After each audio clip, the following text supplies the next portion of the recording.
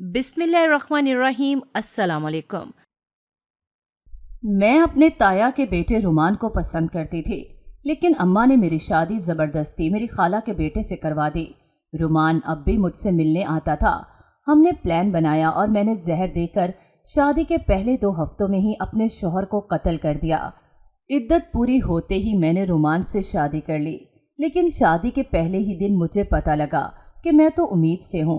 मैं घबरा गई और जल्दी से हमल ज़ाया करने के लिए हकीम के पास भागी, लेकिन हकीम की शक्ल देखते ही मुझ पर क़यामत टूट पड़ी, क्योंकि वो तो मेरा नाम मारिया है, मेरा ताल्लुक लैया से है।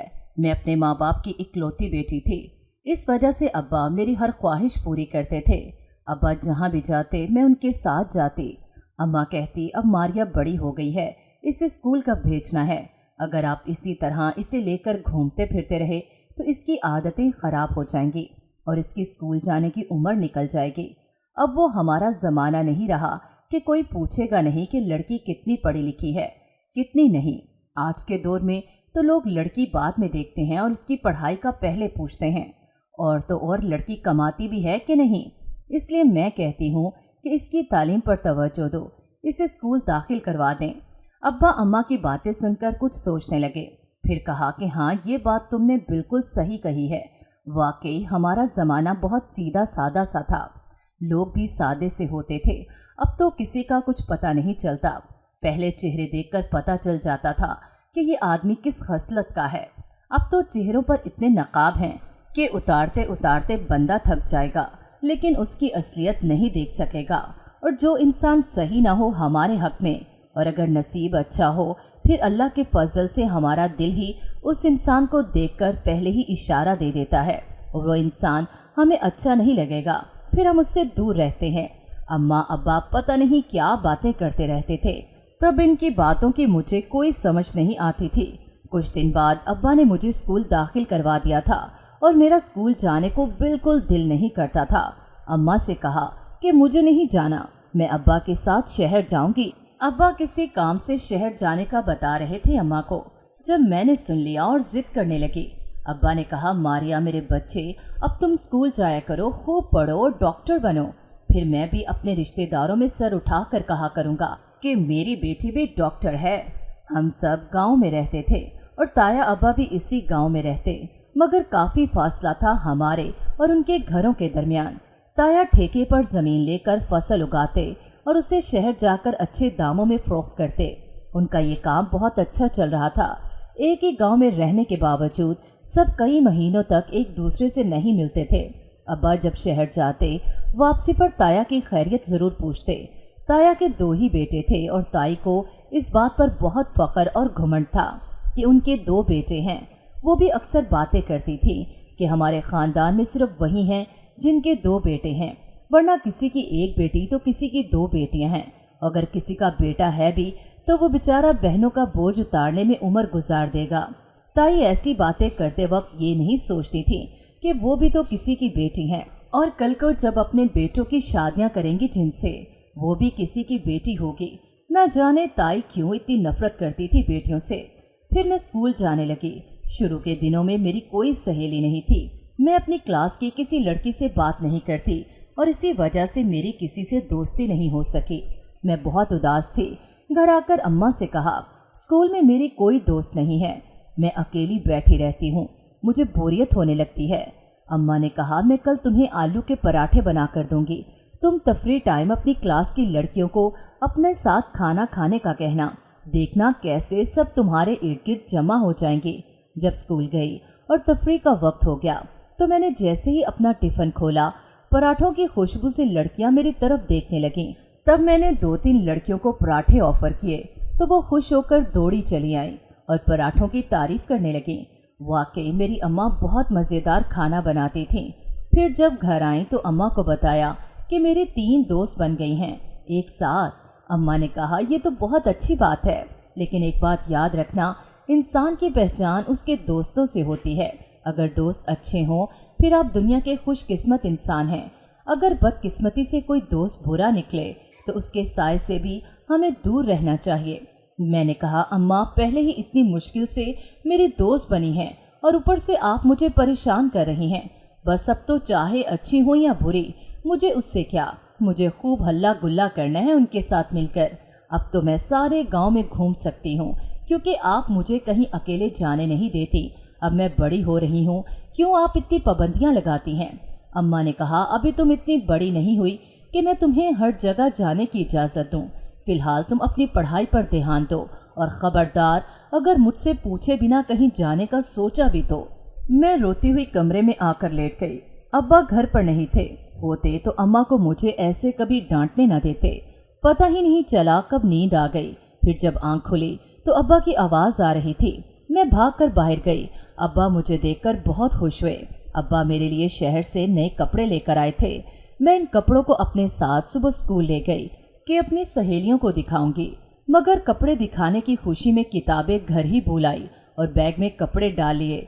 जब टीचर्स ने पढ़ाना शुरू किया, मैंने अपनी दोस्त को इशारा किया। उसने कहा, तुम मेरी किताब देखकर पढ़ लो, मगर ऊपर से टीचर आ गई। उसने कहा कि आपकी किताब कहाँ है मारिया? मैंने कहा, मिस किताब घर रह गई थी। उन्होंने कहा, रात के वक्त अपना स्कूल बैग रेडी करके रखा करें। अब तो मैंने आपको माफ़ किया, लेकिन आगे से ये गलती ना हो। मैंने शुक्र किया कि टीचर ने मेरा बैग नहीं देखा, नहीं तो सारी क्लास के सामने मेरी क्या इज्जत रह जाती। वो टीचर चली गई। जब दूसरे पीरियड का वक्त हुआ तो मैंने फिर दोस्त की किताब आगे कर ली। उसने जब देखा टीचर आ रही हैं तो किताब मुझसे छीन ली। टीचर ने कहा, अब क्या दूसरी किताब भी घर रह गई? मैंने कुछ न कहा और खामोश खड़ी रही और मेरी टांगें कांपने लगीं। जब टीचर ने कहा, अपना बैग चेक करवाओ, मैंने डरते हुए बैग दे दिया। टीचर अच्छी थी, उसने बैग देकर मुझे दे दिया और बैठने का कहा। मैं हैरान थी कि मुझे कुछ नहीं कहा। टीचर तो बहुत अच्छी हैं। अगले दिन घर आई तो अम्मा ने कहा, क्या कारनामा किया आज स्कूल में? मैंने हैरान होकर अम्मा को देखा कि उनको कैसे पता चला सब। अम्मा ने कहा, तुम्हारे स्कूल से कॉल आई थी, तुम्हारे अब्बा को बुलाया है। मैंने कहा, ऐसा कुछ नहीं, बस गलती से कपड़े बैग में रख लिए थे। अब्बा के जाने की कोई ज़रूरत नहीं है। मैं स्कूल कह दूंगी कि अब्बा शहर गए हैं, इसलिए नहीं आए। अम्मा ने कहा, बहुत बुरी बात, तुम इतनी बड़ी हो गई हो कि अब झूठ भी बोलने लगी हो। मैंने कहा, फिर क्या हुआ, सब लड़कियां बोलती हैं, मैं झूठ बोल दूंगी, इसमें ऐसी कौन सी बड़ी बात है। शाम में अब्बा भी घर आ गए और मुझसे कहा कि सुबह मैं चलूँगा तुम्हारे साथ। अरे भाई, मैं भी तो देखूं मेरी बेटी कैसा पढ़ रही है। मैंने फ़ौरन टोका अब्बा को कि मेरी पढ़ाई ठीक है, आप जहमत न करें स्कूल जाने की। वो टीचर तो मुझसे वैसे ही उलझती रहती है, कुछ ना भी करूं तब भी सारी क्लास के सामने मुझे खड़ी कर देती हैं और बातें सुनाने लगती हैं। अब्बा मेरी बातें सुनकर उठकर बैठ गए और कहा कि अगर ऐसी बात है फिर तो मुझे ज़रूर जाना चाहिए तुम्हारे स्कूल। अरे भाई, ये क्या बात हुई? अगर पढ़ाते हैं तो इतनी फीस भी लेते हैं हमसे।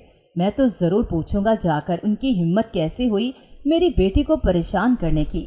अम्मा ने कहा, मुझे नहीं लगता वो टीचर ऐसी है। उसने तो सिर्फ इतना कहा कि मारिया को स्कूल भेजने से पहले इसका बैग चेक कर लिया करें।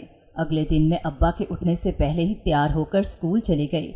अम्मा ने कहा कि अपने अब्बा को साथ लेकर जाओ। मैंने कहा, अम्मा आखिर क्यों मेरे पीछे पड़ी रहती हैं? टीचर की तरह लगता है आपको भी मुझसे मसला है।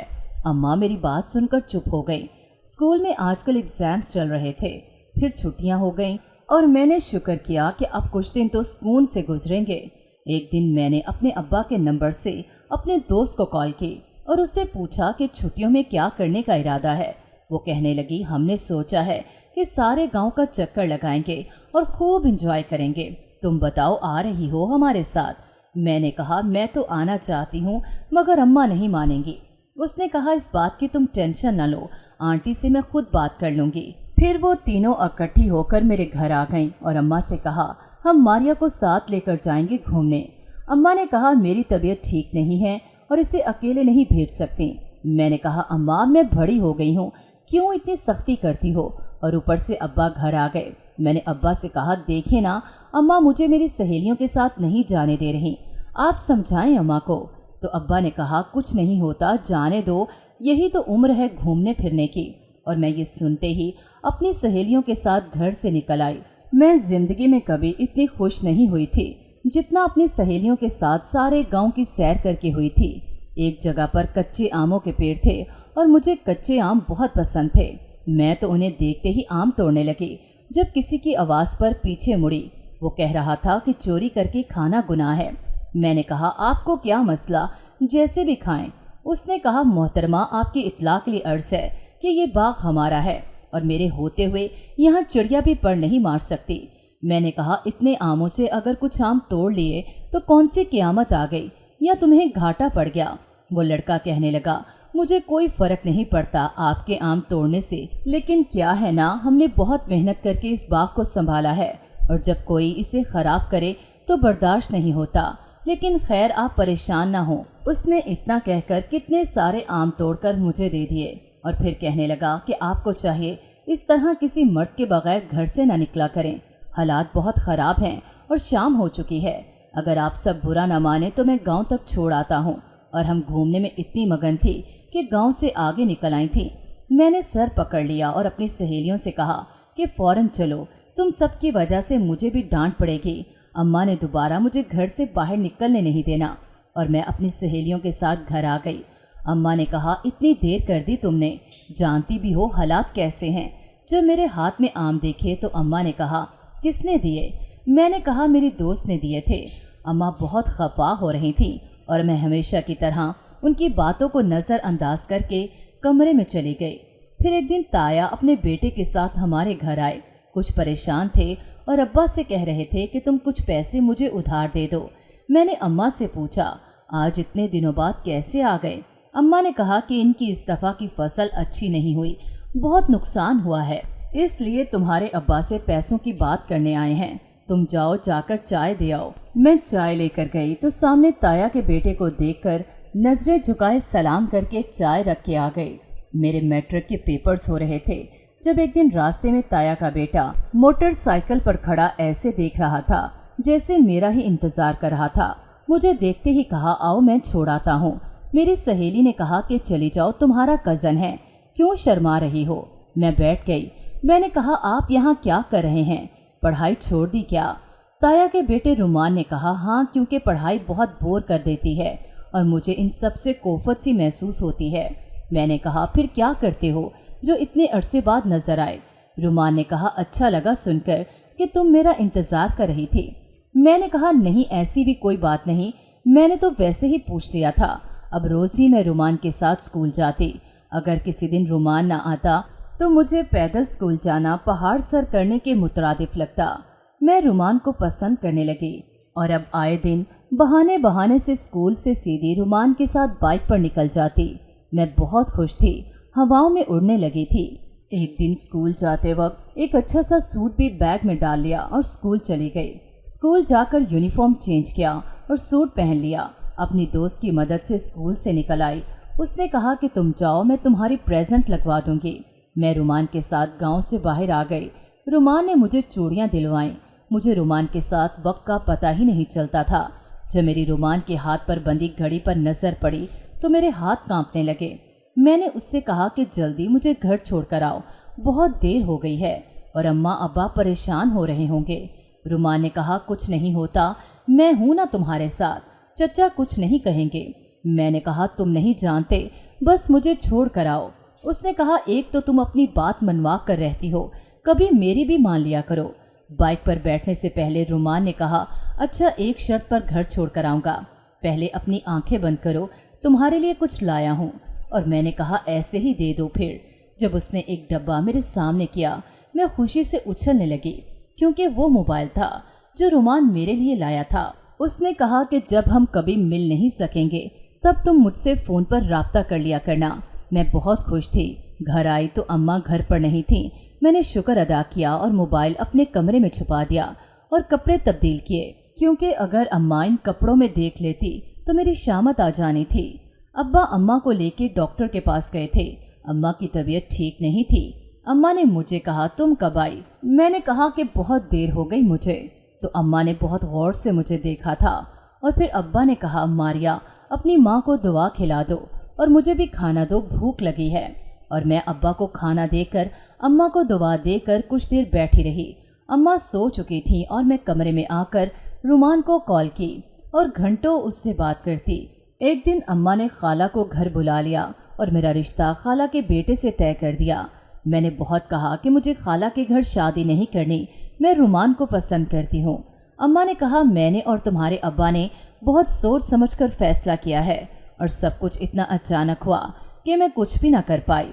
میں اپنے تایا کے بیٹے رومان کو پسند کرتی تھی، لیکن اماں نے میری شادی زبردستی میری خالہ کے بیٹے سے کروا دی۔ رومان اب بھی مجھ سے ملنے آتا تھا۔ ہم نے پلان بنایا اور میں نے زہر دے کے شادی کے پہلے 2 ہفتوں میں ہی اپنے شوہر کو قتل کر دیا۔ عدت پوری ہوتے ہی میں نے رومان سے شادی کر لی، لیکن شادی کے پہلے ہی دن مجھے پتہ لگا کہ میں تو امید سے ہوں۔ میں گھبرا گئی اور جلدی سے حمل ضائع کرنے کے لیے حکیم کے پاس بھاگی، لیکن حکیم کی شکل دیکھتے ہی مجھ پر قیامت ٹوٹ پڑی، کیونکہ وہ تو میرا پہلا شوہر تھا۔ مجھے اپنی آنکھوں پر یقین نہیں آیا اور اس کے قریب آ کر غور سے دیکھنے لگی۔ اس سے کہا تم کون ہو؟ اس نے کہا کہ میں وہی ہوں جسے تم نے زہر دے کے مار ڈالا تھا۔ میرے پاؤں تلے سے زمین نکل گئی اور واپس گھر بھاگی۔ گھر آئی تو رومان گھر نہیں تھا۔ کچھ دنوں سے وہ رات بھر فون پر لگا رہتا تھا۔ میں پوچھتی تو کہتا دوست ہے، شاید دوست کی طرف گیا ہو۔ میں نے کانپتے ہاتھوں سے رومان کو کال کی، مگر وہ ہر دفعہ بیزی کر دیتا یا کال کاٹ دیتا۔ مجھے کچھ سمجھ نہیں آ رہی تھی کہ یہ کیسے ہو سکتا ہے، وہ تو مر چکا ہے۔ میں کوئی خواب دیکھ رہی ہوں۔ پانی کے چھینٹے منہ پر مارے اور دوبارہ سے رومان کو کال کرنے لگی۔ اتنے میں رومان گھر آ گیا۔ میں نے گھبراتے ہوئے اس سے کہا رومان وہ مرا نہیں ہے، وہ زندہ ہے، اب ہمارا کیا ہوگا؟ رومان نے کہا کیا ہو گیا ہے؟ یہ نہیں کہ شوہر گھر آیا ہے اس سے کھانا پوچھوں، الٹی سیدھی باتیں سن لو بس۔ میں نے کہا میں سچ کہہ رہی ہوں، وہ زندہ ہے۔ رومان غصے سے چلایا اور بولا کون زندہ ہے؟ کون آ گیا ہے؟ اس سے آگے بھی بکو کچھ۔ میں نے کہا وہ فراز زندہ ہے۔ وہ حیران سا مجھے دیکھنے لگا اور کہنے لگا تم پاگل ہو گئی ہو، وہ کیسے بچ سکتا ہے؟ ہم دونوں نے دیکھا تھا کہ وہ مر چکا تھا۔ پھر کچھ دیر بعد پولیس کی گاڑی کی آواز آئی اور میں رونے لگی۔ میں نے کہا رومان اب کیا ہوگا؟ رومان نے مجھے دھکا دیا اور کہا میرا اس سب میں کوئی تعلق نہیں، جو کیا تمہارے کہنے پر کیا، اب تم بھگتو۔ رومان کھڑکی سے بھاگ گیا اور پولیس مجھے پکڑ کر لے گئی۔ میں نے کہا میں نے کچھ نہیں کیا، میرا کوئی قصور نہیں ہے۔ اور تبھی فراز وہاں آ گیا۔ اس نے میری ضمانت کروائی اور مجھے ابا کے گھر لے آیا۔ مجھے دیکھتے ہی اماں نے تھپڑ مارا۔ میں نے ابا کے پاؤں پکڑ لیے اور معافی مانگنے لگی۔ اماں نے کہا میری نظروں سے دور ہو جاؤ، جاؤ، مر گئی تم میرے لیے، تمہاری وجہ سے تمہارا باپ دنیا سے چلا گیا۔ وہ بدنامی جو تم نے ہمیں دی، تم نے ہمیں کہیں منہ دکھانے کے لائق نہیں چھوڑا۔ میں بے ہوش ہو گئی۔ جب ہوش آیا تو اماں، خالہ اور فراز سب موجود تھے۔ میں نے خالہ کے آگے ہاتھ جوڑے اور معافی مانگی۔ خالہ نے کہا میں تمہیں معاف نہیں کر سکتی، تم نے میرے بیٹے کی جان لے لی۔ ارے اگر تم میرے بیٹے کو پسند نہیں کرتی تھی تو ویسے کہہ دیتی، اتنا ظلم تو نہ کرتی۔ خالہ رو رہی تھی اور میں نے کہا آپ کا بیٹا تو آپ کے سامنے ہے، پھر آپ کس کی بات کر رہی ہیں؟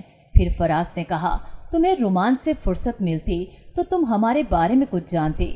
فراز نے کہا جب میری تم سے شادی ہوئی میں اس سے پہلے تمہیں پسند کرنے لگا تھا۔ اس دن جب تم اپنی سہیلیوں کے ساتھ ہمارے باغ سے آم توڑ رہی تھی تب سے، اور میں بھول چکی تھی کہ یہ تو وہی لڑکا ہے جس باغ سے ہم نے آم توڑے تھے۔ فراز نے کہا کہ تم رومان کی جھوٹی محبت میں اس قدر اندھی ہو چکی تھی کہ تم نے مجھے کبھی غور سے دیکھا تک نہیں، اور میرے نکاح میں ہوتے ہوئے بھی تم نے رومان سے رابطہ رکھا۔ میں تمہاری اور رومان کی ساری پلاننگ سن چکا تھا۔ اس دن جب تم اس سے ملنے گئی تھی اور زہر لے کر آئی تھی، میں اس دن گھر سے چلا گیا تھا، تمہیں سوچنے کا ایک موقع دینا چاہتا تھا، مگر اسی دن میرا بھائی شہر سے گھر آ گیا۔ ہم جڑواں بھائی تھے، اور میرا وہ معصوم بھائی جسے تم نے مار دیا، اس کو تو کچھ پتا بھی نہیں تھا۔ میں فراز کی باتیں سن رہی تھی اور رو رہی تھی جب اماں نے کہا جب تم نے رومان سے ملنا شروع کیا تھا، ایک دن تم اسکول سے گھر دیر سے آئی اور اکثر ہی یہ ہونے لگا تھا۔ تمہارے اسکول سے کال آئی کہ ماریا اسکول نہیں آ رہی۔ اسی دن سے میں نے اور تمہارے ابا نے فراز سے تمہاری شادی کا فیصلہ کر لیا تھا، کیونکہ رومان اچھا لڑکا نہیں تھا اور ایک وقت میں کئی لڑکیوں کو اپنے جال میں پھنسا چکا تھا۔ اسی طرح کی وجہ سے تم ہر بار کلاس میں فیل ہونے لگی تھی۔ جب میں فراز سے ملی اور اسے بتایا کہ اس کی شادی تم سے کرنا چاہتے ہیں تو فراز نے کہا کہ میں سب کچھ جانتا ہوں اور میں ماریا کو پسند کرتا ہوں، آپ پریشان نہ ہوں۔ अम्मा ने कहा कि तुम्हें तो खुदा का शुक्र अदा करना चाहिए था जो फराज जैसा हीरा मिला था, लेकिन तुमने सब कुछ बर्बाद कर दिया। काश तुम्हारे पैदा होते ही तुम्हारा गला दबा दिया होता या खुद मर गई होती तो आज ये दिन ना देखना पड़ता। अम्मा मुझे मारने लगी थीं जब फराज ने अम्मा को रोका और कहा कि इसे इसके हाल पर छोड़ दें। फराज ने कहा कि मैंने तुम्हें सच्चे दिल से चाहा था और तुमने मेरी मोहब्बत की कदर न जानी। वो भी जा चुका था, लेकिन मुझे ऐसे लगा जैसे कह रहा हो कि तुम्हें कभी चैन नसीब ना हो। मेरा हमल भी ज़ाया हो चुका था और मेरी माँ ने मुझे धक्के देकर घर से निकाल दिया था और मैं अपने हवास खो बैठी थी। कई साल हस्पताल में रही और इस इंसान की बद्दुआ मेरा पीछा करती रही जिसने मुझे इतनी इज्जत और मान दिया था, लेकिन मैंने ना अपने माँ बाप की मोहब्बत का पास रखा और ना शौहर की, और आज गलियों में भटकती फिर रही हूँ। मुझ जैसी लड़कियों का यही अंजाम होता है। नाजरीन, अगर आपको हमारी कहानी अच्छी लगी है तो वीडियो को लाइक करें, शेयर करें और हमारे चैनल को सब्सक्राइब करें। अगली वीडियो तक इजाज़त दें। अल्लाह हाफिज़।